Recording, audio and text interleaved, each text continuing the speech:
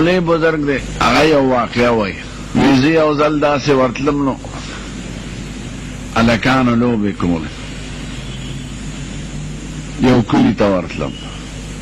خو د هلکانو نه جدا یو هلک ناست دی مخکې به زما ورتلل په هغې جدا ناست و په لاره کې او داسې خفه راته معلومېده ما یاره چا سره به یې جنګ کړي یا به یې جګړه کړي نو چې ورتلم نو ما یاره په دې هلک سلام واچم که وانه شم یو ځل راته زړه وي په ماشوم سره سلام چې اسم په قهر او غصه دی بیا مې وی چې حضور پاک په ماشومانو سلام اچولی دی نو د هغه طریقه خدا ده نو زه به د هغه طریقه نه پرېږدم سلام به پرې واچم وی چې ورغلم په وړو کې به سلام واچم او داسې ښکلي جواب راکړه وعلیکم السلام ورحمت الله وبرکاته زه زړه کې خوشحاله شم چې دا خو ماشوم دی پته نه کېږي چې دوی به څه وایي ته خو ډېر ښکلی جواب راکړه زه ورته ودرېدم ما بچی خلک لوبې کوي ته لوبې نه کېې دا ولې خفه دوی سره د جنګ کړی دی که مور پلار والی که ولې نو ما ته وایي کاکاجي مو خدای لوبو له پیدا کړي اوس چې موږ د لوبې کوو د کرکټیانو نه تپوس کې دا لیوني دوی ته مونځ یادي هغه مشرانو ته یادي نو هغوی ته بس یادي د دنیا چند دقه لوبې ټوکې دي کرکټ دی فټبال دی نیم خبرونه هم دغه یي او نیم ریډوګان هم دغه یي او نیمې پیسې هم په هغې لګي څه شی شو کرکټ څه شی شو فټبال زه نورم تعجب واخیستم چې دومره هوښیار هلک دی دا خو دومره اهمه مسله ده که خلک په دې سوچ وکړي چې موږ څه له راغلي یو نو خو بس بې ایمان والا دی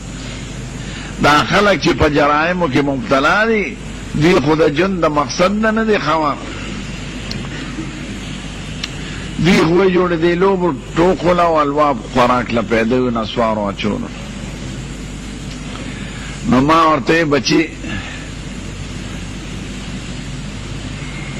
موږ څه له پیدا یو نو ما ته وایي کاکاجي خدای پاک د انور پیدا کړی دی سپومې پیدا کړی ده کائنات یې پیدا کړي ټول یې د انسان دپاره پیدا کړي دا ټول زموږ خدمت کوي او بادشاهي هم پې د انسان ده نو خدای دا دومره ټول جهان د انسان له پیدا که او انسان بل د لوبو دپاره پیدا لوبه څه شی دی یو معمولی هوښیار انسان چې یو ایجاد کوي نو د هغې حکمتونو باندې نظر نو خدای دا دومره لوی ذات چې دا دومره کائنات پیدا کوي نو د هغه د پیدا کېدلو د انسان مقصود دا و چې دی به لوبې کوي دا خدای په خپله ویلي دی افحسبتم انما خلقناکم عبثا وانکم الینا لا ترجعون ستاسو دا خیال دی چې بس خلک هسې عبث پیدا دی چې څه کوي هغه دی کوي د دومره لوی حکمت او علم خاوند عبث کار کوي خو عبث د لوبې څه شی دی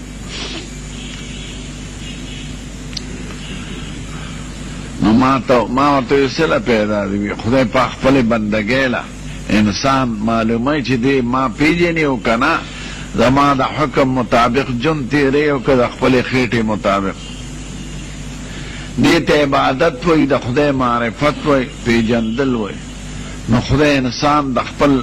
پیژندو عبادت دپاره پیدا کړی او د خدای د حکم منلو دپاره دا قرآن شریف کې لویشتمه پاره کې وما خلقت الجن والانس الا ليعبدون ما اريد منهم من رزق وما اريد ان يطعمون ما پیریان انسانان خپل عبادت له پیدا کړی ما د ډوډۍ دپاره نه دي پیدا کړی ډوډۍ د ژوند وسیله ده ذریعه ده مقصد نه ده لکه موټر کې سړی ځي د دې ځای نه یو ځای ته نو دا موټر د رسیدو یو وسیله ده، په خپله موټر مقصود نه دی چې موټر کې به ناست دی کوزیږي به نه. نه موټر خو څه مقصد نه دی. څوک په خر ځي، څوک په ګاډي کې ځي، څوک په بس کې ځي، خو مقصود ته ځان رسوي. نو دې ته وسایل وایي، مقاصد نه وایي. نو لاره او موټر او د رسیدو ذریعې دا وسایل دي. نو د دنیا خوراک کا جامع آبادی کول، کارخانه جوړول، دا وسایل دي، د جن مقصد نه دی. وسیلې نه کار اله جن په تېروه. وی خدای خو عبادت له پیدا کړی. نو ما ماشوم ته وی چې دا خو ډېره ښکلې خبره وکړه. نو بیا جاړې ولې مور والے که پلار که دی وړو سره د جنګ کړه، خپې ولې خپې دومره هوښیاره لکه مې وی خپه په دې چې د آخرت تصور مې زړه ته راغی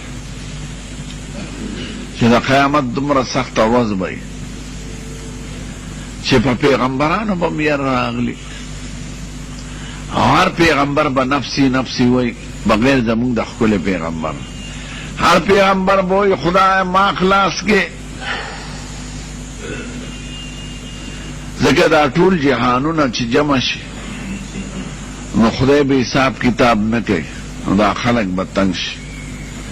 نو پیغمبرانو له بورځي یو یو له چې صاحب خدای ته سوال وکړه چې خدای حساب شروع کړي چې یو طرف ته شو. نو د آدم علیه السلام نه تر عیسی علیه السلام پورې د مشهور نامتو پیغمبرانو پسې به ګرځي، هر یو به خپل عذر پیش کوي چې نن خدای ډېر غصه دی، ما سره د ځان غم دی، زه خدای ته څه نشم ویلی. آخري به زمونږ پیغمبر ته، ځکه چې د ټول جهان قومونه به صرف زمونږ امت بني، نو زمونږ پیغمبر ته چې راشي به وایي انا لها انا لها، زه سفارش کوم ستاسو. نا به لویه قصه ده. نو هر پیغمبر به نفسی نفسی وایي خدای ما ځان خلاص کې، ما سره د ځان فکر دی. وایي چې د پیغمبر غوندې لوی ذات چې د هر قسمه ګناهونو او لغزشونو او خطاګانو نه پاک دی، هغې باندې به یر راځي. نو زه سیبه نو ما ورته بچی ښکلې خبره دې وکړه، خو د دین یو مسله درته بیانوم. هغه دا چې ته لا بالغ نه، او بالغ باندې چې بالغ شوي نی احکام پینی، نو که ګناه ته فرض کوشم به خدای معاف کړی. نو ماشومان خدای دوزخ ته نه غورځوي، نه په هغې سختي راځي. نو ما ته وایي چې دا خو صحیح ده، ماشومان خدای دوزخ ته نه غورځوي، خو د خدای یو شان دی، یو صفت یې دی، هغې ته د لاابالي وایي. خدای بې پروا بادشاه دی. خدای پاک چې څه ویلي دي هغه په هغې ملزم نه دی، نه دې څوک تپوس کولی شي. نو خدای دا وایي چې دا غواړم ور وغورځوئ، نو خدای ته به څوک وایي چې ولې مالک دی. د سړي کور کې لرګي، څه لرګونه میز جوړ کړي، څه نه کرسۍ جوړې کړي، او څه خشاک کړي، ورته یې ور وغورځوي. څوک ورته دا ویلی شي چې دا ولې ابوی زما لرګی دی. نو مالک په خپل ملک کې چې څنګه قسم تصرف کوي دا د هغه حق دی. نو چونکې مونږ ټول د خدای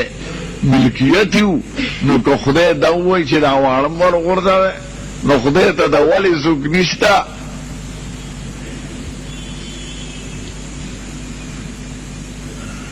او څه یې ویلې دا پیغمبران ولې نفسي نفسي وایي،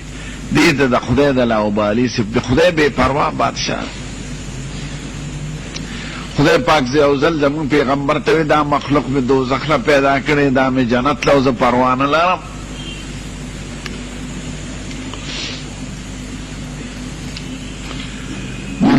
دا هلک بیا وایي وي زه مې مور ته ګورم چې مور مې نغري کې اور بلی، او غټې دړې ډېکلې پکې کېږي، نو د هغې د لاندې اول واړه ډکي کېږي او وړو ډکو له اور ورته کي، نو د هغه وړو ډکو په ذریعه هغه غټ لرګي مورلي او هغه ډېکلې مورلي. نو که خدای د دې غټو کافرانو نه مخکې په مونږ دا واړه ورغورځوي چې اور په دوی بل کړي او بیا دا غټې سټې راوغورځوي، نو خدای ته خو څوک نه شي ویلی چې ولې.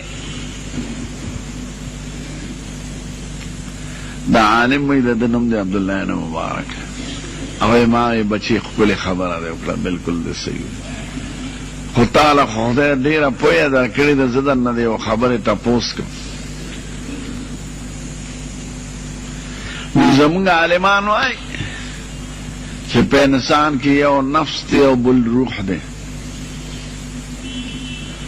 خو څه پورې زه په حقیقت پوه نه شم چې دا روح پکې څه شی دی او نفس پکې څه شی، دا دواړه دي په دې کې. نو ما ته هغه وایي زه هم ډېر نه پوهېږم، خو ته چې راتلې دې نو ما ته رانږدې کېدې، زړه کې دې څه وسوسې راغلې وې که نه؟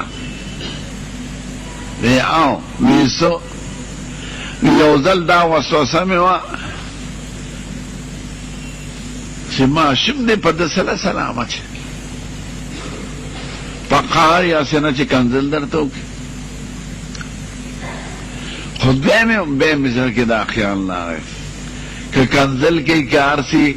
د حضور پاک دا طریقه ده چې هغوی به په ماشومانو سلام اچو، نو زه به پې سلام واچو چې څه هغه به وی ښه چې ړومبی دې وسوسه راغله په زړه کې، نو دغه دا د نفس اثر د انسان کې یو نفس دی، نفس سړی دی ګناهونو ته غلطو کارونو ته راکاږي، او چې دا دویمه وسوسه د زړه کې راغله چې نه زه به د ښکلي پیغمبر طریقه د چا په کنځلو نه پرېږدم او سلام به پرې واچوم، وی دا د روح اثر دی. نو د انسان په بدن کې خدای یو دوه طاقته پیدا کړي دي، کله دې داسې راړی کله داسې، د زړه د ده په زړه او په دماغ هغه مسلطي نفس هغه شی دی چې هغه سړی بدو ته راکړي، او روح پکې هغه شی دی چې نیکو ته راکړي. دا نفس مثال د اس دی او د دې روح مثال د سور دی، نو اس خو اړیکې کله یو خوازي کله بل خوازي، نو هغه روح یې راټینګی. نفس او شیطان دا دواړه سړی بدو ته راکاږي، خو شیطان بارنی دشمن دی او نفس د انسان دننه دشمن دی، ځکه شیطان کله جدا کېږي د سړي نه د بانګ په وخت کې وتښتي او د مانځه وخت کې وتښتي او چې کلمې ووایي وتښتي، خو نفس د سړي نه جدا کېږي. د دې وجه نه مصنوي مولا وایي نفس و شیطان دزدگان راهما، نفس او شیطان دا د انسان د تباهۍ او دوه څیزونه